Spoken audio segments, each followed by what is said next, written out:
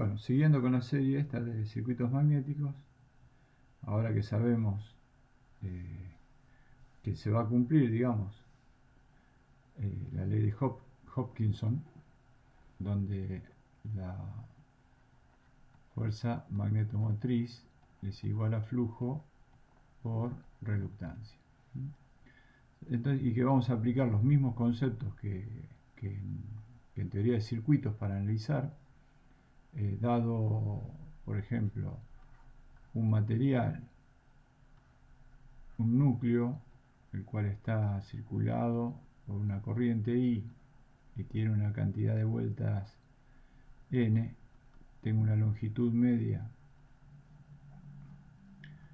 Lm. Bueno, acá se va a establecer un flujo phi. Este material tiene una permeabilidad magnética mu, ¿sí? Entonces ahí vamos a plantear un circuito parecido a un circuito eléctrico, donde tengo phi, tengo la reluctancia y tengo mi fuerza magnetomotriz. ¿Qué otro dato necesito? Bueno, necesito la sección del núcleo, ¿sí? Entonces, con estos datos uno puede calcular directamente la reluctancia. Se trata del mismo material, como L sobre S mu. Bueno, tengo la corriente, tengo la intensidad, automáticamente puedo calcular mi flujo, sin ningún tipo de problema.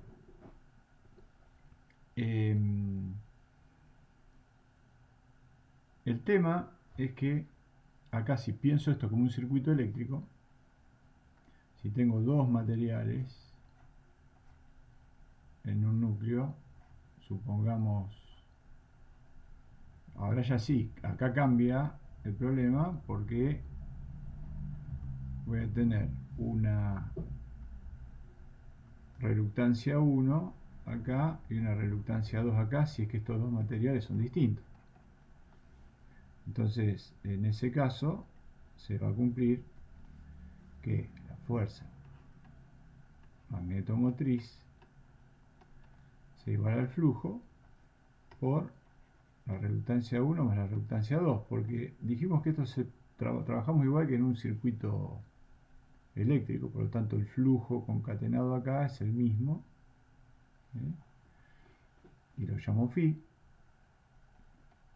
Y bueno, tendré que calcular cada uno de las reluctancias. R1, R2, circuito equivalente, me termina siendo esto. Hasta ahí está todo bien, digamos. Si llegara a tener un caso, digamos, que después lo podemos ver, que podría tener secciones en paralelo, digamos, por ejemplo, un núcleo de esta manera, con dos ventanas, como el núcleo de un transformador. Bueno, acá yo puedo tener una reluctancia, acá puedo tener otra y acá puedo tener otra. Entonces, en ese caso, trabajo con un circuito como si fuera un circuito paralelo, ¿no? Reluctancia 1, reluctancia 2, reluctancia 3. Pero bueno, eso ya ahora en un ratito lo vamos a ver. Algunas cosas para decir antes de continuar, importante. Fíjense, si yo tengo un bobinado y estoy hablando de una corriente, por ahora estamos hablando de corriente continua, ¿sí? Lo cual, esta corriente I, como un bobinado, ustedes saben por electrotecnia que una bobina no ideal se comporta en bajas frecuencias como esto. Un inductor ideal con una resistencia. Por lo tanto, yo acá conecto una batería, digamos, la intensidad que circula por acá, cuando el circuito alcanza el régimen permanente, es debida a esta resistencia que está ahí. Entonces normalmente esta corriente, yo estoy trabajando con tensiones continuas, me va a determinar, o sea, yo voy a tener a B con B sobre R con B, vamos a escribirlo bien,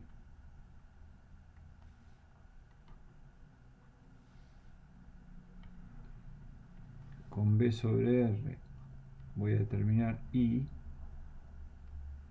esa I multiplicado por la cantidad de vueltas me va a dar la fuerza magnetomotriz, y esa fuerza magnetomotriz sobre la reluctancia me va a dar el flujo.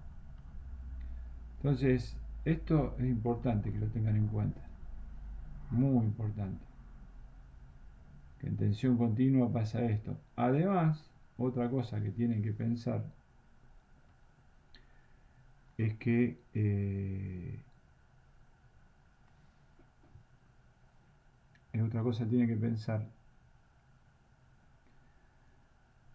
es que tengo N por I igual a phi por reluctancia. Esta reluctancia depende de mu. Y claro, si yo estoy trabajando con corriente continua, dijimos, y tengo la curva de imantación de mi material, VIH, cuando trabajo con corriente continua, yo estoy trabajando en un solo punto esta curva. Ojo con eso. Y no me muevo de ahí. Porque recuerden que esto es N por I, y esto de alguna manera es flujo. Entonces, cuidado con eso, porque cuando hablo de corriente continua y tengo la curva de primera imantación, recuerda que este es el punto de saturación, a partir del cual se inicia la saturación, pero este punto no se mueve. Digo esto porque en corriente alterna esto va a ir cambiando, ¿no? Y pasan otras cosas. Pero entonces, de vuelta, el flujo viene dado por la reluctancia y la fuerza magnetomotriz. Pero esta fuerza magnetomotriz viene dado por la corriente. Y la corriente viene dado por la resistencia del bobinado. Esto es muy... y la tensión, ¿no? Que aplico a mi circuito. ¿Ve? ¿Sí?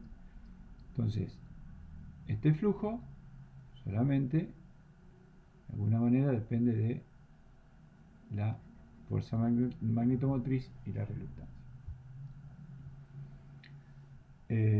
Bueno, dicho esto, tenemos que ver cómo resolver este tipo de circuitos. O sea, se me pueden presentar, perdón, antes de seguir con esto,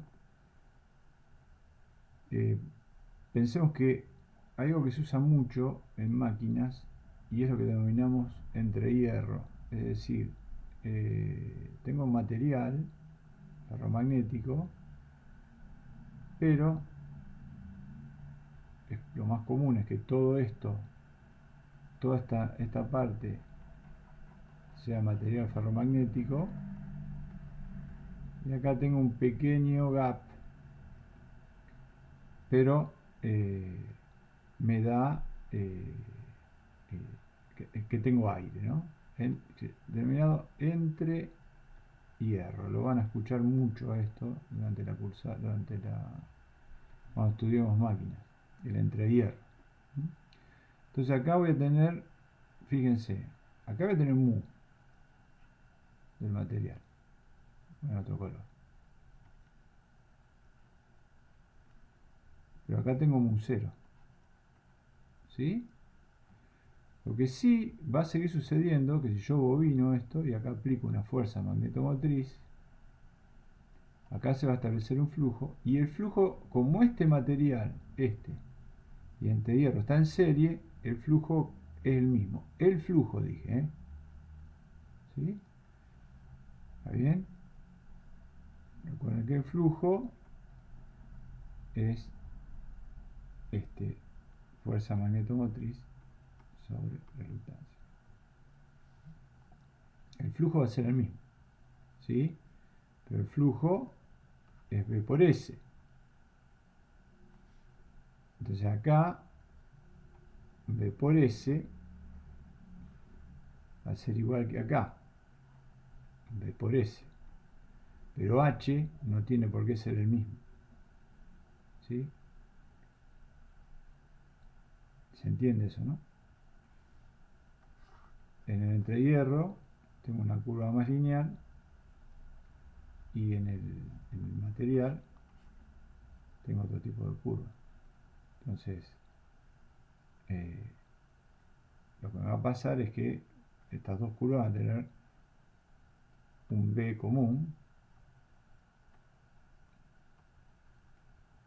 ¿sí?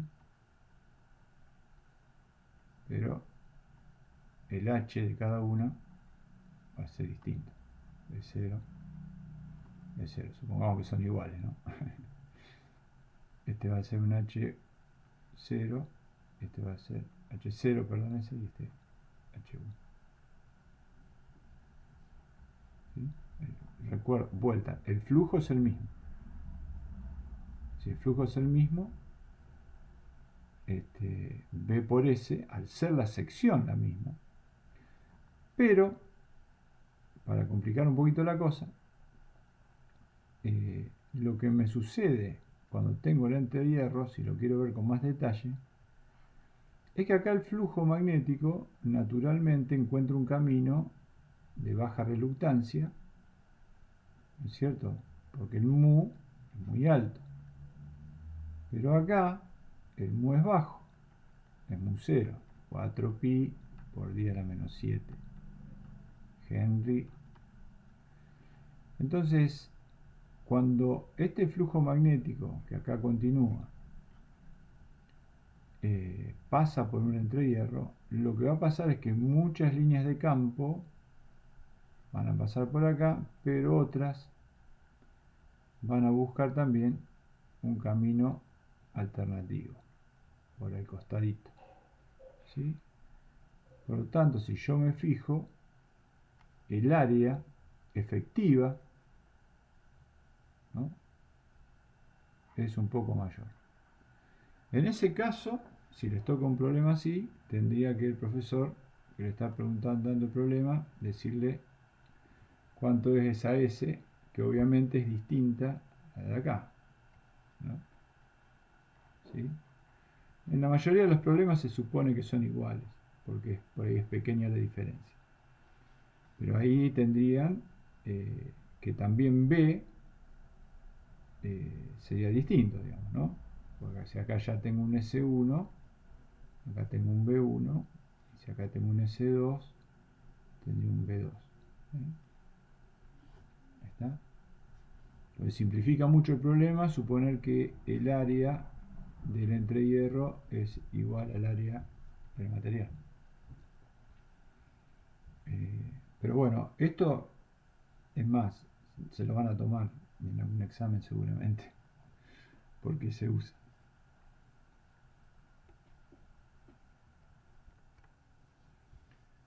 Quiero detenerme un poquito en lo que hablamos hoy, ¿no?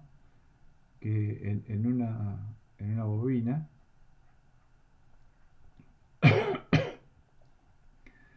excitada con corriente continua, con tensión continua, la corriente la termina en régimen permanente. La corriente, bueno, se va a establecer así, chicos, de esa manera. Pero finalmente esta I va a ser B sobre R. O sea, la que va a terminar determinando la corriente final en régimen permanente es R. Y dijimos entonces, recuérdenlo esto porque puede llegar a ser una pregunta, digamos, B determina I a partir de R, y con N determina la fuerza magnetomotriz, y la fuerza magnetomotriz sobre la reluctancia me determina el flujo.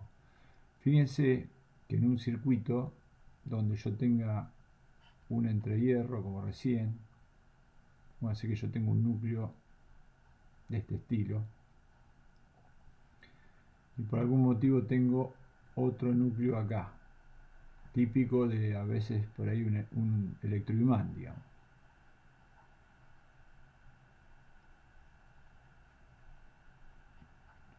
Si yo acá tengo una fuente de tensión continua,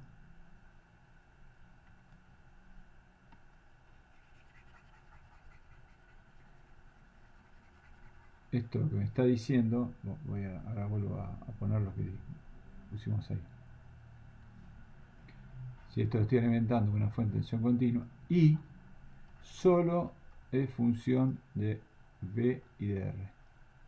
Entonces, por más que si yo muevo esta barra hacia arriba y hacia abajo, incluso si no está esto y no tiene el flujo se termina cerrando por el aire en vez de por la barra, la corriente no me cambia. ¿Sí? Lo que me cambia, digamos, la reluctancia total del circuito. Si me cambia la reluctancia total del circuito, me va a cambiar el flujo, por supuesto, ¿no? Pero no me cambia la corriente acá. ¿Eh? Y esto es importante, porque yo estoy haciendo el electroimán, no importa a qué distancia está. Supóngase que yo quiero atraer esta barra de acá, la quiero atraer y pegar acá, independientemente de la distancia a la cual está primero. Es decir, si yo primero tengo este circuito así, tengo la barra por acá abajo a una distancia d, la corriente que circula por ahí es la misma que al momento que lo atraigo. Sí me cambia el flujo, ¿sí? Pero no la corriente por la fuente. ¿Sí? ¿Sí? ¿Está?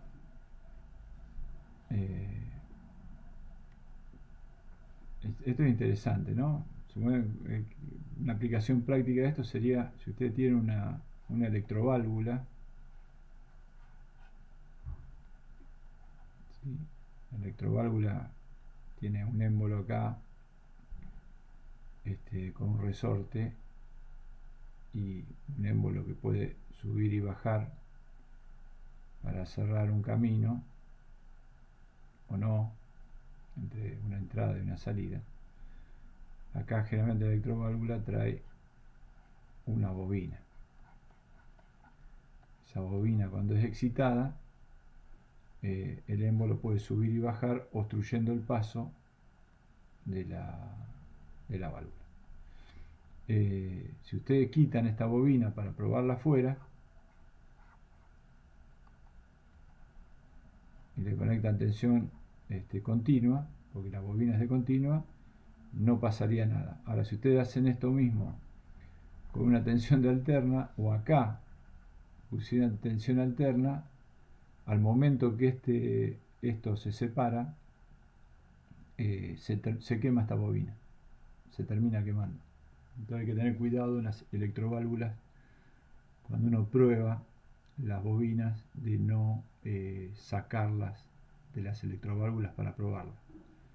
Y aunque sea, si las va a probar, poner un destornillador, alguna cosa acá adentro, porque si no se les va a quemar la bobina. Bueno, eso después lo puedo charlar más de forma presencial. Bueno, seguimos adelante. Vamos a ver lo que se conoce como problema directo.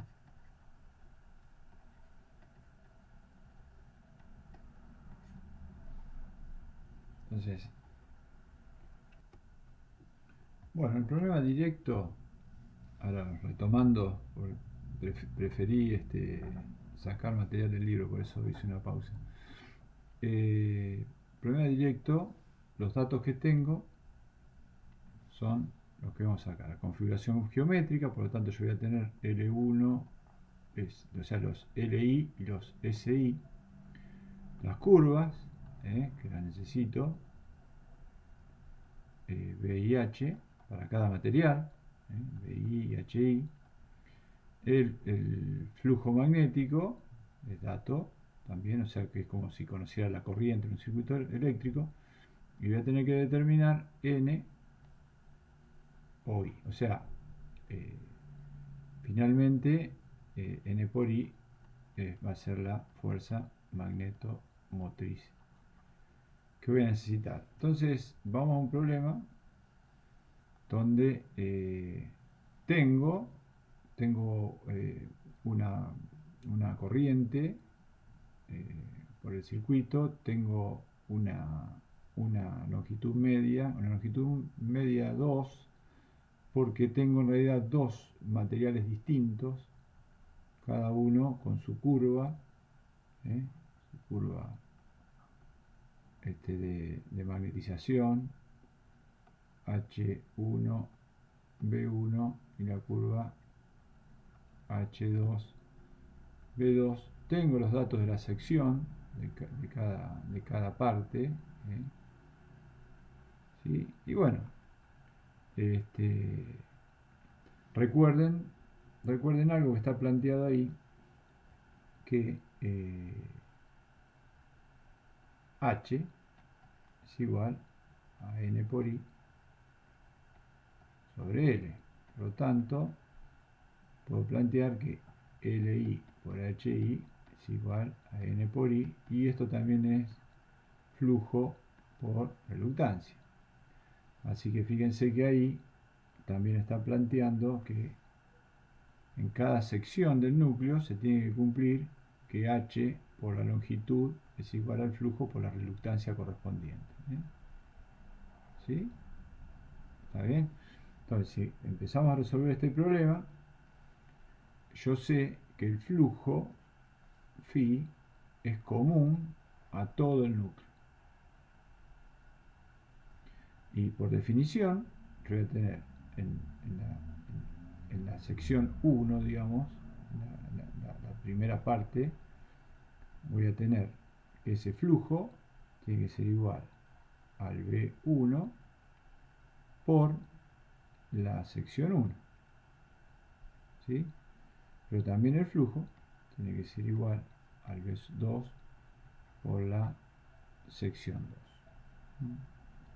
Entonces, en principio, como tengo, por el tipo de problema, digamos, tengo este dato y tengo este dato, fácilmente puedo hacer que B1 va a ser el flujo 1, el flujo, perdón, sobre S1, y B2 va a ser el mismo flujo sobre S2. Si yo tengo B1 y B2, y como dijimos que otro dato que tenemos son las curvas de los materiales, entonces yo vengo y saco de B1 H1 su curva. Como ahora tengo cuánto vale este valor, vengo acá a B1 y obtengo el H para mi material 1. Para que no confundir, vamos a poner acá BH y esto para el material 1. Y con este otro tengo otra curva distinta, voy a tener un B2 y ese B2 me va a dar un H2, y esto es para el material 2. Esto es B y esto es H. Entonces ahora ya puedo, obtengo quién es H1, quién es H2.